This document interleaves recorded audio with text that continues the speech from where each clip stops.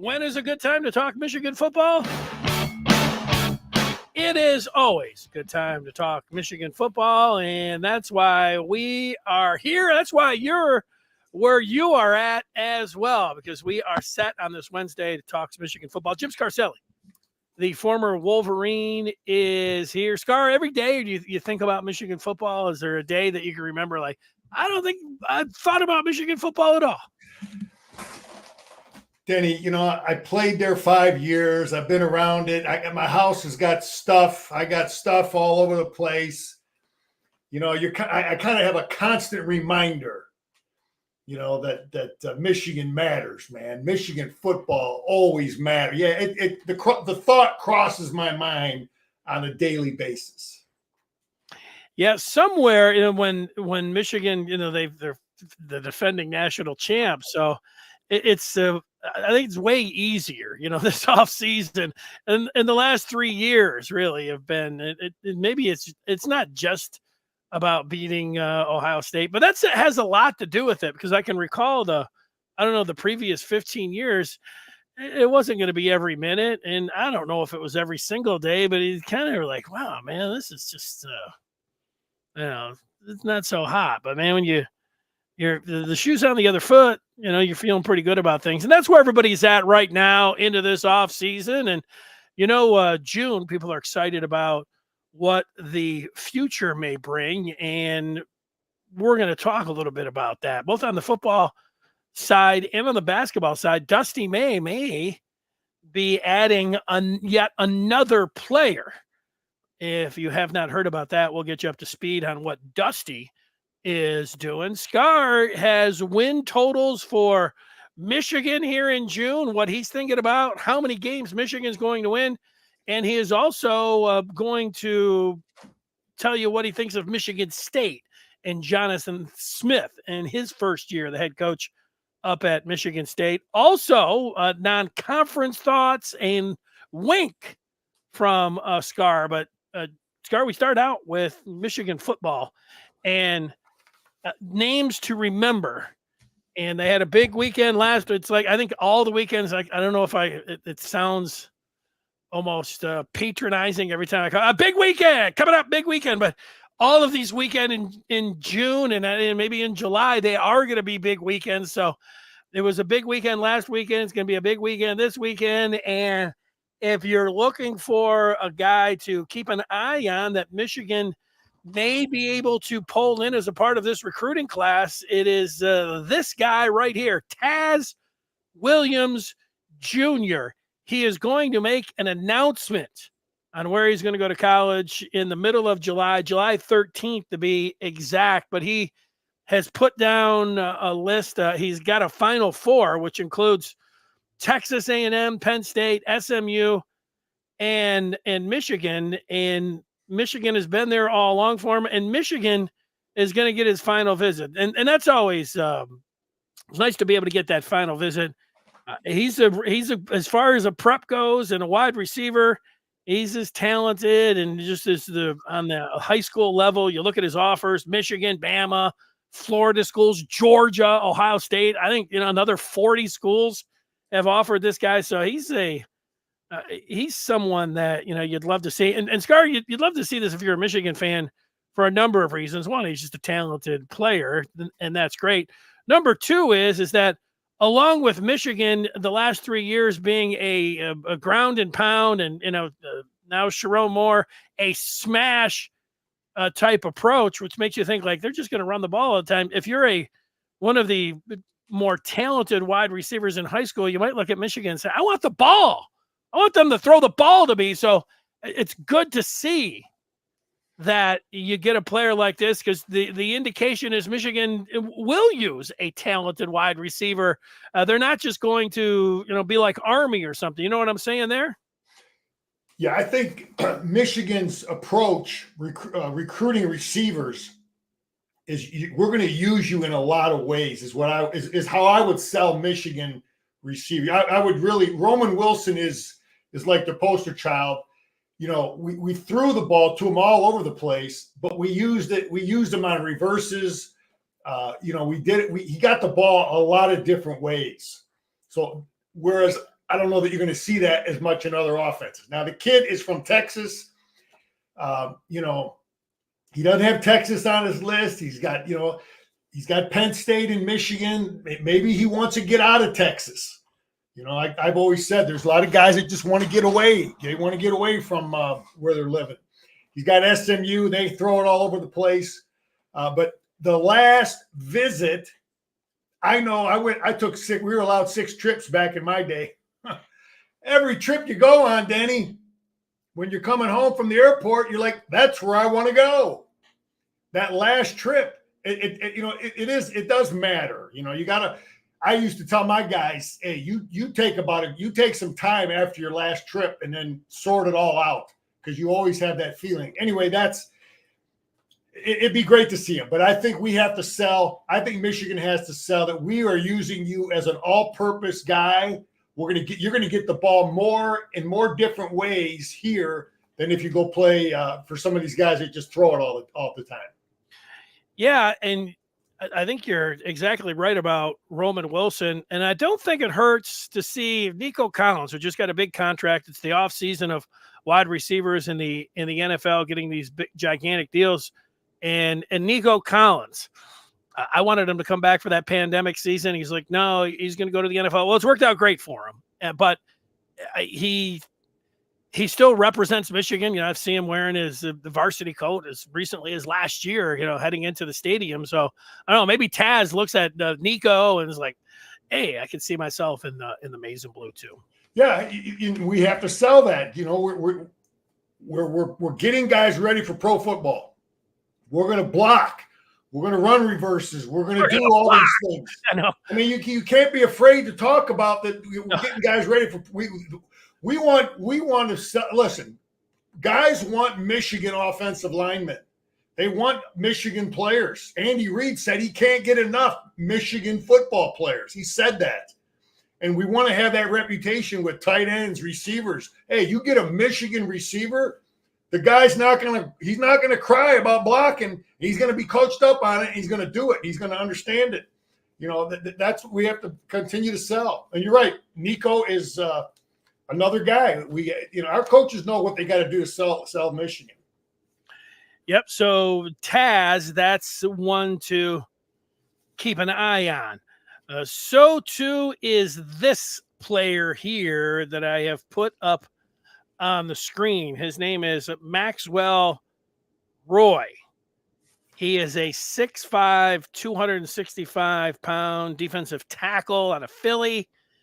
4-star Rivals has him at. If you look at his offer sheet, it is impressive, just like Taz Williams, Michigan, Ohio State, Georgia, Oregon, USC, Penn State, a bunch of others.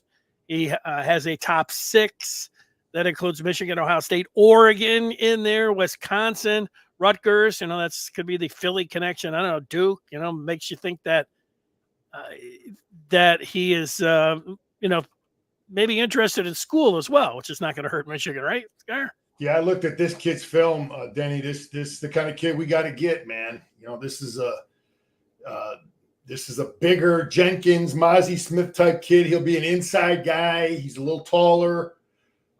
Maybe a Kenny Grant type of guy is what he is. And, we got to beat out Penn State. We got to beat out Ohio State. We got to beat, this kid's a Philadelphia guy. I don't know where we are with NIL and competing with these kids. But yeah, he's the kind of kid we want to get, man. And he's got everybody there, and he's visiting Michigan, so that's a good sign. Yeah, I think of suddenly I'm blanking. Brandon, who played for the Eagles, defensive end from Detroit.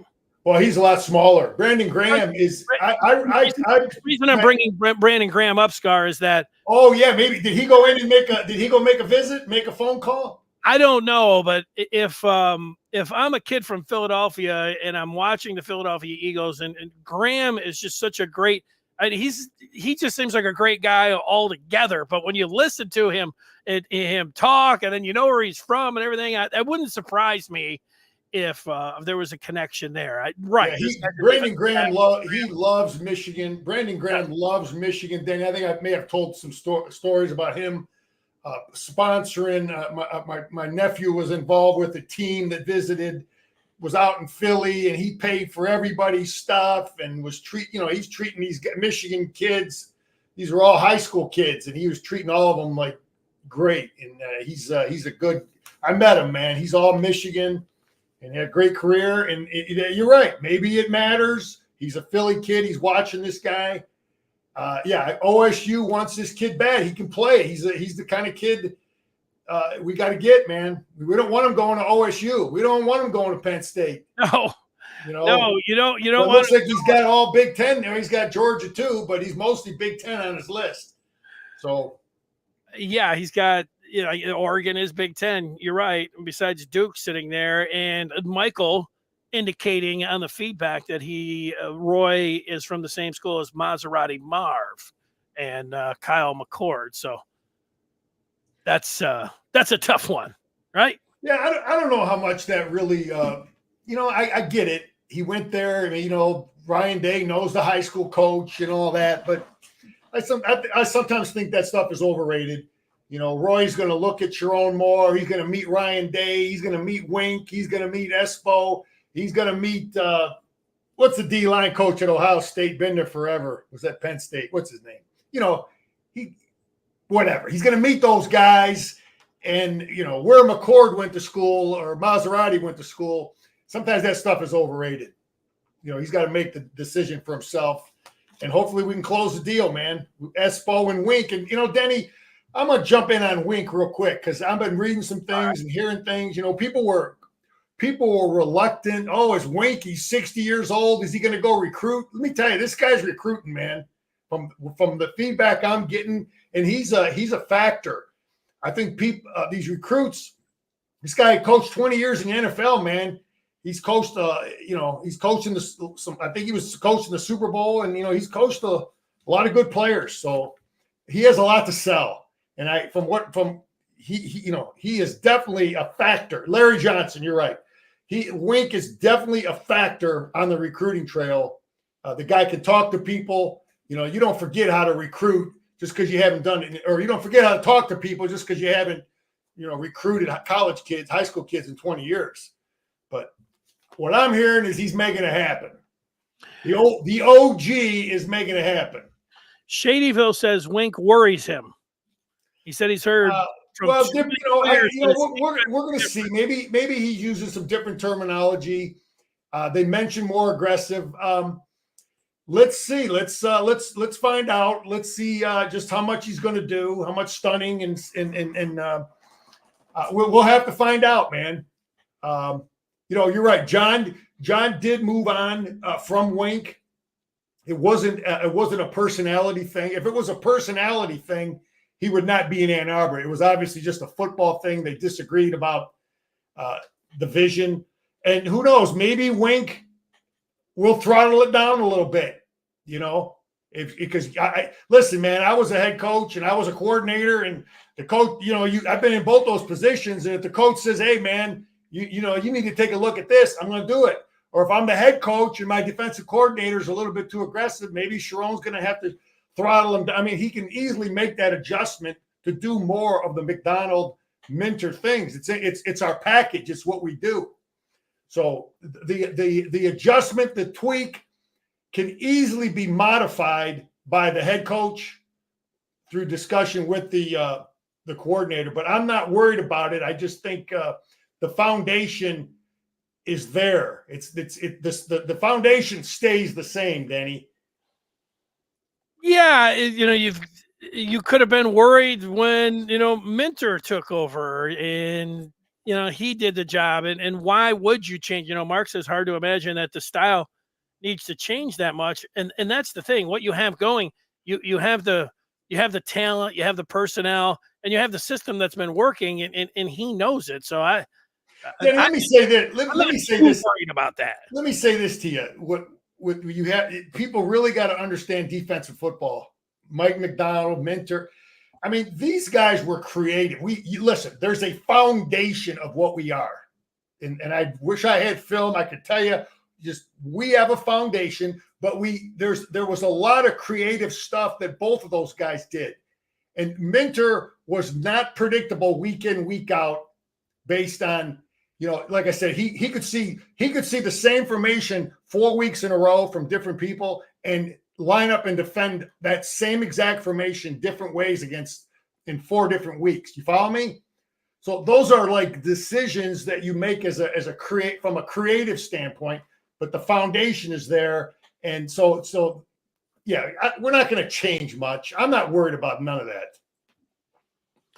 Right. I'm not either. I mean, if you're going to create a list of worries, Wink Martindale taking over the defense is not going to be close to the top of my list.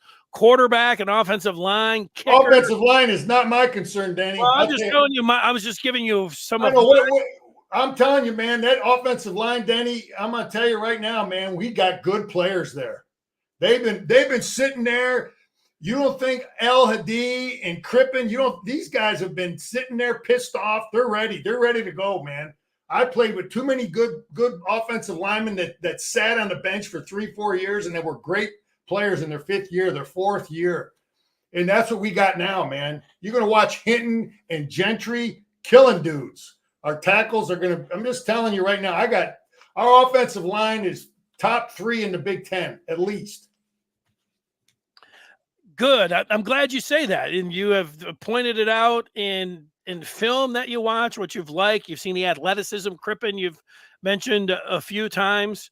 Oh, yeah. It's just like place kicking. Last year I had that as a big concern, and James Turner came in and he made a case he was even better than Jake Moody. So the guy that they got coming in from Arkansas State, he's got great numbers, very good numbers, strong legs. So shouldn't be all that concerned there. But it's not like I'm just sitting here. You say, well, you got questions?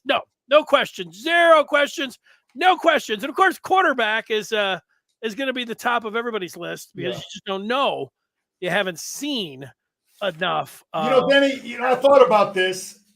What I'm hoping we get from Orji, which is a realistic expectation and could give, I'm looking at Texas. What the TCU quarterback, Max Duggan, who was the most difficult offense we defended that year? Was the TCU offense. They put 40 on us, right? For 50 points on us that year. The game we lost there. They got 2 pick sixes, but yeah. Anyway, we could be our offense could be a lot like that TCU offense where we just find a lot of different ways to run the quarterback. And that's what they did that gave us so much trouble. You come out with 2 receivers there, 2 receivers there with wide splits, 1 back. They got to defend all those guys out there. And then you run your quarterback on the quarterback keep, off the RPO stuff. That was I could see our offense being, that kind of thing. But yeah, Danny, you're absolutely right. Quarterback. But I have a lot of faith in where we're at with that. So you're looking at the storms coming in. I'm just showing you, Scar. That's what we're dealing with, everyone. So, inclement weather, high wind. Okay, the question here, Denny, is do you think the edge will be better than last year? Our 2 starters, Moore and Stewart, are every bit as good as who was opposite Hutchinson? Ajabo, right? Correct. I think that these 2 guys will be every bit as good as what we've had the last 3 years. Okay. I really do. The 2 starters. Now, we haven't been great on defense just because of 2 players, though. We got to have 4. So TJ Guy has got to be a guy that is, and then who's the other one? TJ Guy, they said, is already confirmed that he's the 3rd one. Who's the 4th one? Okay. Is it Etta? We don't know. But our starters, the 2 guys that start, again, Danny, because you gotta have 25, 27 guys there. You get a guy injured now that TJ Guy's in the game. What's Antoine talking about? People think the offensive line is new, fresh, and wet under the years. These guys Antoine, you're right, man. This is a sign of a good program. There ain't no shame in sitting behind Zach Zinter. That don't mean you're not very good. Just because you weren't able to beat out Zint or Keegan and some of these guys. But Mark too. But TCU's offensive scheme gave us trouble. Ohio State, they scored a lot of points too, but the scheme was a big part of the quarterback keep. That maybe they didn't have the greatest players on their offense like Ohio State did. Their scheme gave us a lot of problems, and that's what I'm thinking. Our offense might look like. Good afternoon, Anwar. I would also say that when you have Mason Graham and Kenneth Grant on the inside, if teams aren't going to, they're going to have to double. What would I say that? Not going to double. The double team is going to be on Mason Grant. You're going to make you can't double. You can't double everyone, Scar. And so having those two guys inside, they better start there. Opposing offenses when they're talking about how to deal with Michigan, and so that's going to help your linebackers out. Yeah, we've got two real good ones in there, and we know Benny can play. We know we have three, but there's a whole bunch of guys that look good in that spring game. That we'll figure out who are who's 4, 5, and 6. And you're right, TJ Guy. So. Danny, I'm going to say some other things. Roy calling you instead of Scar, he calls you Star. Either way, I understand. I get it. I'm the star, throwing out spitting wisdom, Danny. Scar's Star. That quarterback from TCU, if we can get that we can really get that from Alex Orji. And if you have, and you're right, Preeb and then Eddie, you're right about Brandt, Etta, Pierce. Who's going to be 4, 5, and 6 in our D line?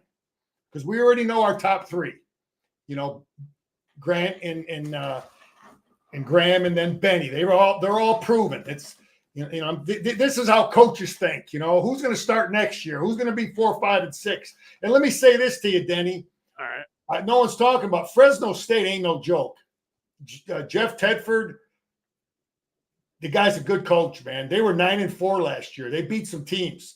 We got to get, that team, they got a quarterback coming back who's started a bunch of football games. They're going to sling it all over the place. I'm just telling you, that game right there, it ain't no joke. We're going to have to, our defense, we're going to have to play. So that team will be better than any of those lamb chops we had last year in the non-league, in the non-schedule, non-conference. So, you're saying, watch. You're telling me watch out for Fresno. Watch out for the. They're going to be every bit as good, I think, as a like a Purdue. If Purdue or Rutgers are coming in, I think Fresno went to Purdue last year and beat them. Okay, so obviously Purdue's not. They're not. It's not like playing Oregon or Washington. Those people, but they're not. They're a good football team. Fresno will be good. They got they've beaten some good people. They schedule good people. And Denny, playing Texas, the good thing about playing a game like that early is you really, really get to find out what the hell you got. What are your strengths? What are your weaknesses? You might not be able to find it out totally when you play Fresno, but when you play someone like Texas and you really get to see what some of your players are like. Can they handle, what are they like in that kind of a football game? And so there's a lot of good in that, playing them, handling the pressure, could be down in that game at times. You play Arkansas State, you play ECU, and you're up by 30 at halftime. You don't know how these guys are handling pressure. So the Texas game, it might be a halftime. We might be tied. We might be down. Who's going to handle pressure? And, and it's going to get you ready for the Big Ten schedule. I will always be about winning the Big Ten championship as the number one objective. So that game will get you ready for the Big Ten schedule. So yeah, well, I don't think Michigan trailed at the half last year at all. The year before they trailed at Rutgers, but I don't think they did last year. But they were only up 14-6 on BG last year in the non-conference. So 14-7 against Rutgers. So yeah, these can be. Usually I'm just missing Fresno State and Arkansas State too, and just thinking about Texas. So it's a good reminder. Yeah, Texas will match us physically, athletically, at every position. We're going to have to outcoach them. We're going to have to outplay them because we're not going to just line up and move and slam those dudes. They're going to have 340-pound defensive linemen that are 4- or 5-star, highly recruited kids. You know, they're not going to have lamb chops in there. We got to outcoach them. We got to outplay them, and you got to handle pressure, man. That's a different kind of game than Arkansas State rolling in. No, week 1 ain't no trap game. They'll be fired up. That's the first home game, the home opener, coming out of that tunnel. These guys will be fired up. And you watch the film of Fresno. If I'm coaching Michigan and I'm putting on Fresno from last year, I see they won 9 games, and I see that quarterback. I see what they got. You ain't going to have no trouble getting your team fired up. I don't think so. They got players, and they won 9 games. I think they beat Boise last year. You know, they're a team you better be ready to play. All right, I like it. Keep an eye on Fresno State, the Bulldogs, not the easiest. Let's get to some predictions. We've got some questions that are coming in for you that we will get to. Also, some news on basketball. I'm going to not forget the basketball news or your questions, but we've got the totals, the over and under regular season total wins from the odds makers. Michigan is at 9.5. Michigan State, meanwhile, just 4.5 wins for Jonathan Smith. You've looked at these schedules. What are you thinking about? Is anything jumping out here? Let's start with Michigan. Are you going to just predict you got their prediction here? Yeah, Denny, I said our 2 toughest games, I think Ohio State on the road is number 1. I think Washington in that crowd, 4-hour flight, is going to be our second toughest game. Then you got obviously Texas and Oregon at home. I think that is an over bet. I think Michigan over 9.5 is a good bet. Here's my thinking. We got the best defense in the Big Ten. Tell me who's got a better defense. Okay, I think we have the best defense in the Big Ten. We got to make sure these the backup 22 are as good as are solid, but our top 11 definitely are. I firmly believe we have the best defense in the Big Ten. I think we got our offensive line is top 3. Our running back position is top 3. Our tight end position is top 2 or 3. I mean, you could say 2 or 3 for all those positions. Our receiver group, I think, Denny, is probably maybe top 6. And it all comes down to quarterback. And I just think we're going to get good quarterback play. So I would take the over on Michigan. I just think that's a good bet. Go ahead. Yeah, I've got Michigan 10-2 right now. That was the first reaction when I looked at the schedule, how I felt about it. I have not changed, and that's where I'm at right now. I think that Michigan will beat Texas, and I think they will then rip off 7 after that, so they'll be 8-0 against Oregon. But I think Oregon and the 2 toughest games, I'm going Oregon and Ohio State. I think those would be the losses. I mean, that's not so, but I've got Michigan over. I'm not down on them. I think 10-2. I would take that right now. That's going to be good enough to get you into the college football playoff. I know you want to win the Big Ten. The thing about the Big Ten is if you win the Big Ten, you're getting to the college football playoff. So the goal should be to win the Big Ten. But if there was, if there was some way that you could win the Big Ten and not get into the college football playoff, I'd rather get into the college football playoff. I don't know. I want to get to, the whole thing like Ohio State. They're always like, got to beat Michigan. Well, they didn't beat Michigan, and they got to the college football playoff. And if Ryan Day managed the clock better and got his field goal kicker instead of rushing him out there, so he shanked it right at New Year's, right at the drop of the ball in New York, Ohio State would have won the national championship. So, get to the college football playoff. I think they can do that with 10 wins.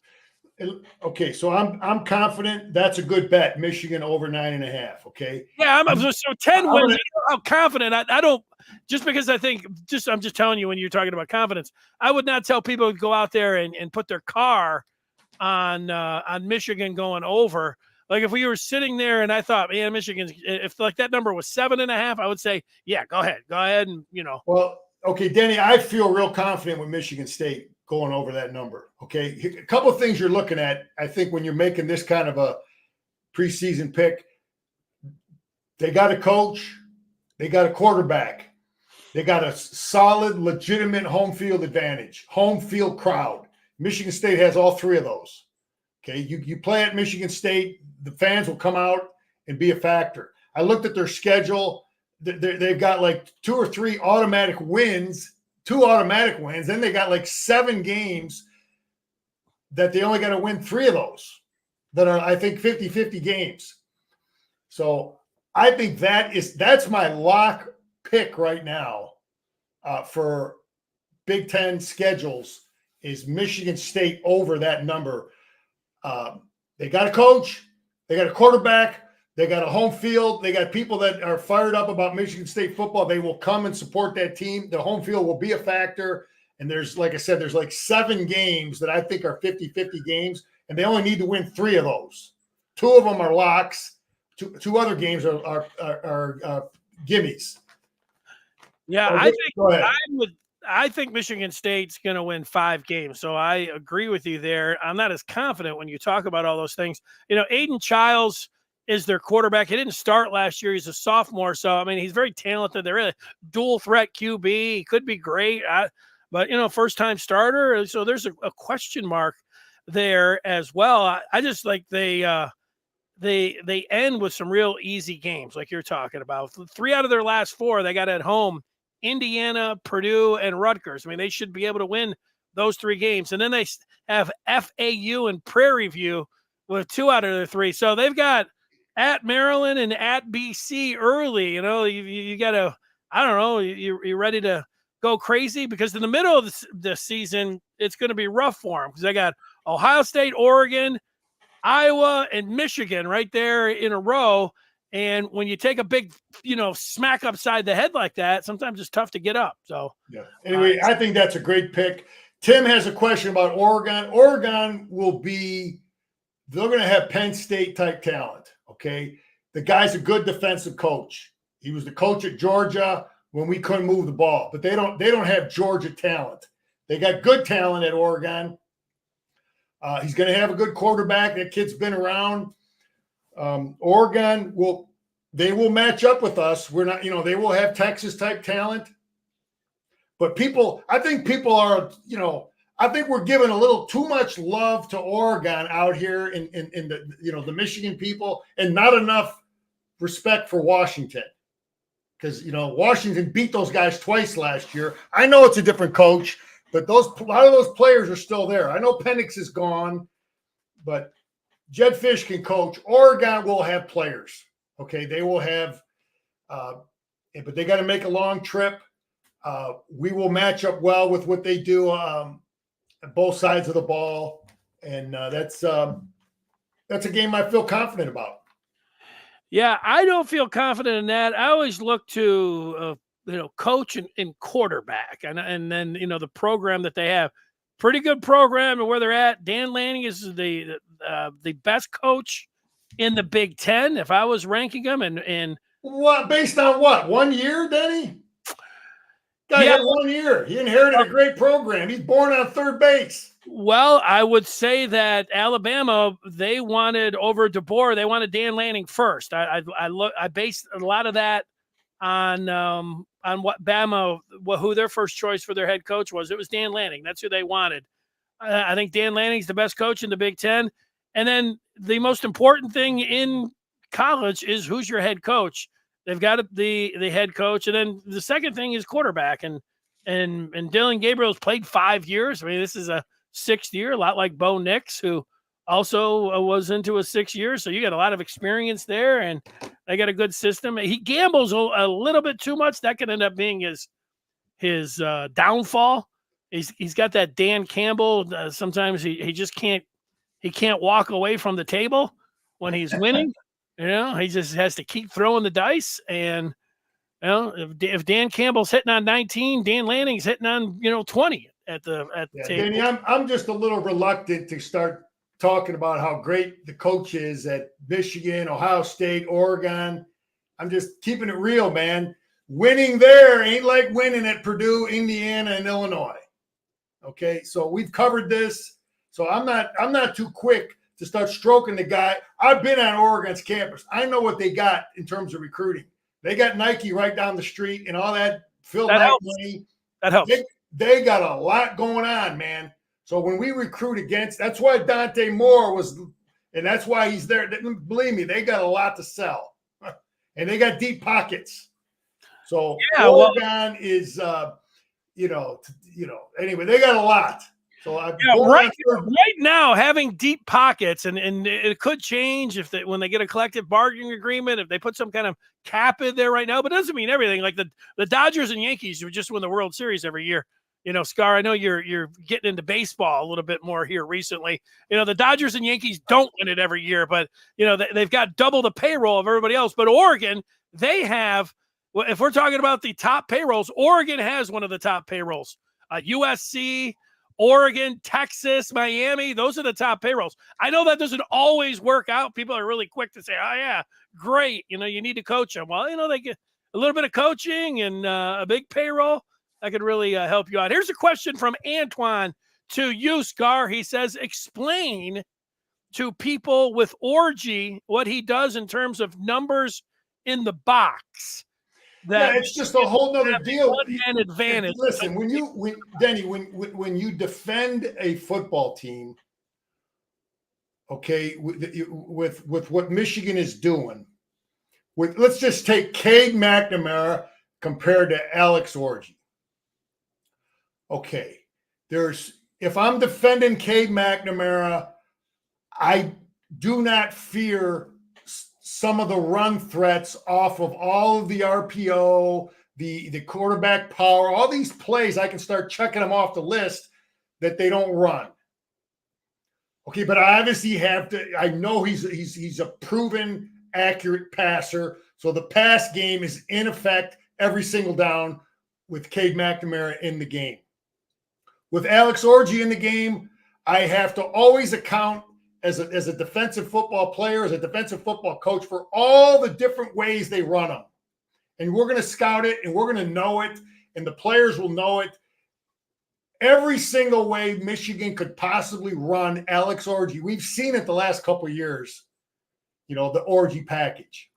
Mm-hmm. Okay, now the question is, now he's the starter. There is no more JJ package when they used to run JJ and didn't give a damn if he got smashed up. Now you're the starter. So if Alex Orji's the starter, the defense has to also fear the pass game enough. If they have to respect it. You can't just come out and have these run threats, which is a problem. But if Alex Orji can prove that the defenses have to honor enough of the pass stuff, then we are very problematic to defend. Okay, because I just know it as a defensive coach. I came in on Monday, Denny. I was an edge player. The first question I want to know as an edge player, and the first question I had to ask as a coach too, how fast is the quarterback? How fast is he? How athletic is he? Because that affects everything you do as a coach. And it affects everything I needed to know as an edge player. I like it. We got to get early. And he looked pretty good. He started out a little rough in the spring game, but he gets settled in. And Alex is confident, and the coaches are confident. We're going to be a hell of a team to defend. But we can't overdo it, Danny, if he's the starter, because now you got to get it. We got to have him healthy to beat Texas, healthy to play Oregon, healthy to go to Washington, healthy to play the Buckeyes game 12. And you can't run the hell out of your quarterback and then start blaming, whatever when your quarterback's smashed up. So you got to do it, but you got to limit it. Do it, but limit it. Okay. I got some other winners. I think Prime's going over 5.5. Ooh. And I think UCLA is going to struggle under 5.5. Prime has got players. His quarterback I'm giving you winners, Denny. Prime is going over 5.5. UCLA is under.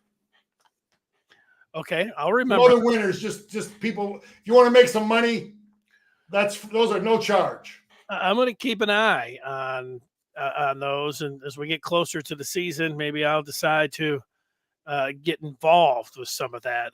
Free plays from Scar. Under UCLA and over with Coach Prime. I believe that there'll be a lot of action on Coach Prime's team. There's a lot of action going on right now in recruiting. And for the latest, I want you to join the Maize and Blue Review today by going to michigan.rivals.com. That is how you get up to the second news, accurate news, and what's going on in recruiting, the transfer portal, the relationship between the athletic director and the head coach and the regents and everything that's going on there, covering it from head to toe, A to Z, dotting their I's, crossing their T's. Right before I came on, I talked about a couple of the recruits in M.Roy and Taz W. Jr. and Josh Henschke, the publisher of the Maize and Blue Review, had put in a lock on a future cast on a defensive player, and I did not put him in there, but that is the front page news right now on the Maize and Blue Review. So if you want to know about that, go check that out on the Maize and Blue Review. Scar, if you have something else you can get out. I've got one more thing that I wanted to show everyone, and this is off the football field. It has to do with Dusty, and that is Michigan has one more scholarship remaining, and they are bringing in a power forward, a 6'7" power forward who played at Florida State last year. He is out of Trenton, New Jersey. He scored 16 and 6, scored 6 boards for the Seminoles last year. He had 34 points in his penultimate game for Florida State as he put up 34 on the Hokies in the ACC tournament. You could make a case, and I don't know, I'll make the case this could be Michigan's best player if Dusty is able to land him. And of all the things, when I look at the roster, having a bona fide scorer, that's the part that it looks to me that they're missing. So this would fill that, at least give them another arrow in their quiver or whatever else. So this is big, and Michigan, St. John's are going after him, but Michigan's got the visit, and Rick Pitino, I don't think, has that visit lined up now. So, Michigan has him in his sights, and, this could be somebody for Dusty, and that would wrap up the roster, and they would have him. That would be some good news there for Dusty, Scar. Yeah, I don't think Michigan fans could be any happier. We're seeing a new football coach, that he's done all the right things. I know people may be a little concerned about our high school recruiting, but everything Sharon's doing is right on time. I'm so confident with. Great coaches. I'm watching Dusty. This guy, same thing, man. He's hired great coaches. He's brought in great players. He's a closer, Denny. I got friends of mine that sell cars. And there's a thing called a closer, man. Dusty is a closer. He brings these dudes to Ann Arbor. I think he's like 8-8, right? Didn't he? Everybody that's come and visited that he offered, they came. So this kid right here, if we can get this, you're right. This kid's a legitimate stud. But if you look at the roster, if I'm this kid and we're right there with NIL, and you see the people that he's surrounded with, but yeah, Dusty is right there, Danny. Great staff. You can see he's missing nothing as a leader. Well, I really like your enthusiasm towards Dusty and the roster, and what I found that most Michigan fans share your enthusiasm about what Dusty has done right there. You said great players that he's bringing in. I would say, and I don't like to tell anybody to tap the brakes. I'm certainly not raining on anybody's parade if they're excited about the upcoming basketball season. I look at the roster, and I like the individual players, and I look at their shots, and there's a lot of things to think about that these guys could be a lot better. They are missing they're missing what you'd say bona fide star or scorer or go-to players.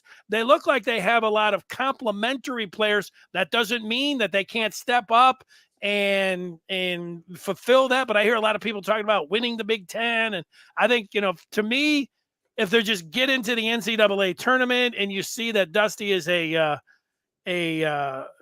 competent head coach on the sideline, those are going to be the things that I'm looking for. But, people want to shoot for the stars, and and, get excited in the off season. Who am I to tamp down any enthusiasm for basketball? But, hey, Danny, when I look at both of our programs, the football, it's like they're doing all the right things. We've got good coaches. We've got good players. We've got guys that can, and now let's just so that they can get a team ready to play, and ready to go. Danny, another thought, but I'm really fired up about Dusty, the closer. And he loves Bobby Knight, so I love that too. Yeah, no, I know you like this part. I'm going to keep beating that up. Danny, as a college football player now, I just had to point this out.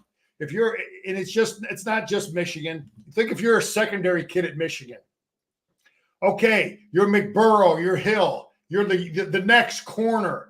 You're going to be, you're going to replace Stanistroll. Okay, you not only now, as a college football player at a big-time school, you not only have to beat out the guys at your position through spring ball, you got to come out number one in spring ball, but you also better make sure you're better than anybody else who's available in the portal. That's where we are. I knew, and I think most guys know that when I was, played, you go through spring ball and you come out number one, ain't nobody beating you out in that 2 weeks of fall camp before that first game. So, as a player, if you come out of spring ball number one, but that's a whole different deal now. I just wanted to point it out. You could be number one out of spring ball, and guess what? The coaches take a look at you and they say, guess what? We got this guy over here from Michigan State who's in the portal. We got this kid from Tennessee who's in the portal, and we think we're going to step up. So that's where we're at. It is what it is. It is what it is. Who said that? Oh, that was that's what Caitlin Clark had to say about the girl that shoved her, gave her the hip check to the floor after the game. I wanted to see what she had to say about it. And she said, "It is what it is." That line's been around for a long time, Denny. That's true. It's one that I've tried to avoid because it seems like it's just an easy, but people like using it. Scar, give me a story. Just thinking about being around for a long time. You're talking about your playing days at Michigan. Give me a story about playing. Let me just say this: 40 years ago, all right, we worked concerts. You had Flame on here, old John Arbesnik. That's ways guys used to make a couple extra dollars. There were concerts in Ann Arbor, concerts in Detroit. You worked security. John Harbaugh was over there at Kalamazoo, and he had some kind of hookup. They needed guys to work security at this big outdoor concert. You can go Google this. 1984. It was at a ski resort.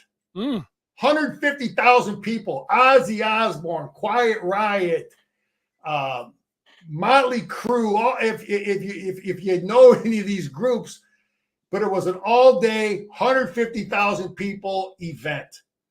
So a bunch of guys were asked to go work this thing. It was, John was the guy. Jim was, asking guys. So there were about 15 of us. Jumbo Elliott, Stephon Humphreys, the Recksteiner brothers, Scotty and Robbie Recksteiner. The wrestlers. The wrestlers' names are Rick Steiner and Rob, or what the hell is it? Rick Steiner and Scott Steiner. Their real name, they're buddies of mine. All right. Anyway, about 15, 20 of us went out there and we worked. Jerry worked it too. We had a riot working security. I remember Jumbo sitting in front of us. Jumbo Elliott, the big all-pro tackle, played with the Giants. He sat in front of this speaker 15 feet tall for about 8 hours doing this. And then the music was so loud, but it was a great event. It was a great experience. And what made me think about that, Danny, was it was 40 years ago. Somebody just reminded me. It was 40 years ago, almost to the day. But we didn't have money. So someone said, "Hey, come on, make $100. Come out here and work this concert." It was a good time with all my buddies. You follow me? Yeah. I think that some of these kids now, they got so much damn NIL money, they might not have it. They might turn down opportunities like that. And I'm just saying that was a great time working this concert. A lot of stuff I can't say about that event because this is a PG show, but it was a great time. And Danny, before you, I don't know if you want to comment on that. Yeah, I do. I think that nowadays the guys with that backstage passes, they might be sitting up on the stage in VIP. Instead they don't have to work; they're just going to be up on the stage, and everything's going to be handed to them. I do think if I was thinking about rushing the stage for Ozzy or something, and I came running down there, and Jumbo Elliott, stood in front of me, I've been like, whoa. Jumbo looks like he'd make a pretty good bouncer, Scar. You too, but Jumbo. Hey, Denny, this thing was out in the middle of a field of a ski resort, and some of the guys, and there was no backstage. They were flying these dudes in a helicopter, so every band would be flown in a helicopter, and there was nothing backstage. But at the very end of the event, some of the guys were selling our little ticket, our little pass, whatever the hell we had, and telling some of the fans that you could go backstage. Right? But there was nothing backstage. There was nothing there. So they sold their pass. They got the heck out of Dodge, and those guys went back there and saw nothing but a bunch of trees and squirrels. You follow me? Well, yeah. Well, what could I'm just thinking you're gonna have to at least what could take it from PG? So there are a lot of girls that are taking the night before. There's free drink. It's the night before the event, the festivities, okay. And then there's always then when you with guys like the Rex Steiners and Jumbo and Mike Hammerstein and some of these guys. Then I got another thought that I saw in a writer was commenting about the difference between maintaining the Michigan program system philosophy versus the Georgia system philosophy. And he thought it would be easier replicating and for Georgia to continually on an annual basis based on the fact that they recruit better and they're in a recruiting hotbed. They're in the South. They've got so his argument was they can get better players. I would say the exact opposite. Our system. We've won 3 championships, I think. I think culture, a great coaching. I think we've recruited good players, 3 4s, couple 5s. Georgia's 4s and a bunch of 5s. But I think our system, Danny, because I've seen it as a high school coach. I've seen guys that are good year in, year out with no talent or average talent. And then I see some guys that are only good when they got real good players. They're 8-1, and then they're 3-6. So our system, and this is what we're hoping that Sharon can maintain, culture and being better teachers and being better schematic, doing all the little things better than the enemy. That's how we've been able to win. And that's what we're really hoping that Sharon can maintain. So I disagreed with that article because he's saying, oh, we just recruit better. Georgia's got better recruits. Well, if you're consistently have a better culture, better weight room, so I disagreed with his point. All right. Tim asking you a question of how do you develop a quarterback that runs if you can't tackle him in practice? How does he learn what works and what doesn't? Yeah, you do enough of it. You do a little bit, and this kid's been playing football a long time. Kid like Orji and some of these guys. But at the same time, if I'm coaching, if Alex Orji is the starter for Michigan, and I'm going to run him on predetermined run football plays, Denny, if it's 3rd and 4, and I get and he's got the first down made, I may tell him to slide at a certain point before he even gets the engaged collisions. So I understand your point. There's enough, Tim. There's enough full contact in practice that the coaches will do to get him, used to taking on those kind of hits. But at the same time, if I'm coaching him, I'm teaching him what the down and distance is, what the play is, and when you can slide. Get the hell out of bounds because it ain't worth it. It is not worth it. He's too dang valuable. Our quarterbacks are too valuable. We did a good job with JJ on that. He slid. He got out of bounds. Then some games like the Penn State game, we couldn't avoid it. He had to, But yeah, Campbell was asked about that very question in spring, and he said he'd like to have the quarterbacks go live as much as he He can, but yeah, I don't think they were. They might tackle and bring him to the ground, but they're doing it a little bit differently than they would, if it was a game situation. I'm right there with you on that. All right, Scar. You got to teach him just as much as you're teaching that kid how to take on collisions and avoid and run the football. But you're teaching them how to avoid the dang collision too and get the hell out of bounds or slide before that. Scar, I want you to think, if you have one more thing, what you reminded me about your concert reminded me about my college days. And I was able to be a bouncer one time, and I'm going to tell you my story. There was a fraternity at Eastern who were short doormen or whatever it was. And they said, hey, you go down there. You don't have to do anything. You stand there. If anyone's trying to run by, you can get out of the way. You just have to go down there. We give you the shirt. I'm like, great. It was the old State Theater, which I think they call the Fillmore now. But I was at the first level, and it was great. I stood there. It was Iggy Pop was the artist. And, I enjoyed myself. I had, basically just watched the concert. Once in a while, let a couple of the maybe good looking girls go by. And, that was it. The worst part of the story, or the best part, is they wanted me to do it the following week, but I had committed to go up north or something with some of my friends. But it was Nirvana who was next week, and they were like, hey, we really need somebody again. It's Nirvana. I'm like, I'm going up north. I wish I would have gone, obviously, and I don't remember even where I went. I don't remember anything about being up north. I think I would have remembered Nirvana if I would have been there. So I missed my chance, but I didn't see Iggy Pop. So that's it. I got one more story, Denny. All right. This is kind of going along. The greatest sports money I ever spent for a sporting event, Eastern, you brought up Eastern Michigan, the spaghetti bender used to have the fraternity fights. Yeah. $5. And you could sit in the front row, and these fraternity brothers had the big fat gloves, but they would beat the hell out of each other. It was the best $5 to watch a sporting event I ever invested in my life. It was great. For $5. These fraternities, the Arm of Honor, and I can't remember the other one. They just hated each other. The Arm of Honor. They like fighting. Yeah, and this other group, and they hated each other, and it was a I don't know what made me think of it, but it was the best $5 I ever spent to watch a sporting event. Oh, the spaghetti bender. We talk about hanging out with Booker Word, the champ, back in the day in my college days at the spaghetti bender. That place was pretty wild. It was a great bar, nice dance floor, but then it had all kinds of other little enclaves and things when you walked around in there. I think Monday night might have been the night to get to the spaghetti bender. But I don't remember the fights and all that. Well, that was a certain night. But, Danny, a lot of us used to go there because Bo had his spies out in Ann Arbor. We couldn't go to some of the nightclubs in Ann Arbor. Oh, good point. We'd go to Ypsilanti.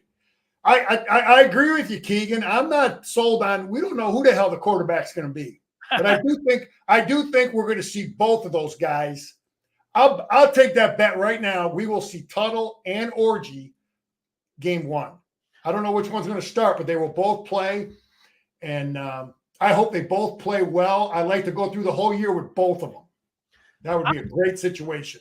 I'm surprised that Scorekeepers is still standing, but because before I was 21, I think was I even in high school going to Scorekeepers and then just walking in? Like they would give you, I don't even know if they would let you in, and it was like a stamp or something if you were 21. And if you went with somebody at 21, they would just like roll their hand out and you could roll around, or it was something, or you just had to. You had to have a wristband. Either you were 21 or but they would let you in if you were 17 or 18.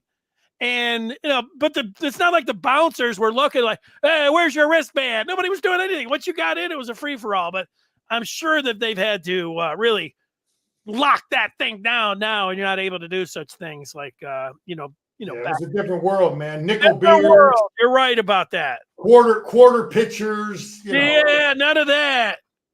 You can't do that. The good old days. Oh, John, I thought that Dylan McCaffrey was going to be what JJ was. Dylan McCaffrey, with his brother Christian and the way that he played, and his both sides of his family. Of course, his dad and the wide receiver in the NFL, but his mother's grandfather was in the Olympics. I mean, that's just like the bloodlines there. It would just seem like he was the going to be an All-American just to add playing time. And he did pretty good when he came in against Notre Dame, and then he did pretty good when he came in against Nebraska when he was a freshman. He got hurt, but I thought he was going to beat Joe Milton, but Joe Milton standing out there in boxers throwing the ball 80 yards, and Dylan was like, I'm out of here. Forget it. Yeah, he got hurt, and our offense has evolved. I think he would do better now if he was in the Michigan offense now. His skill set would have been better with that defense. A lot of guys would have been better with that defense, and with what we're doing. Him and his ability to run too. So I tell you, Shea Patterson would be a great quarterback in what we're doing now.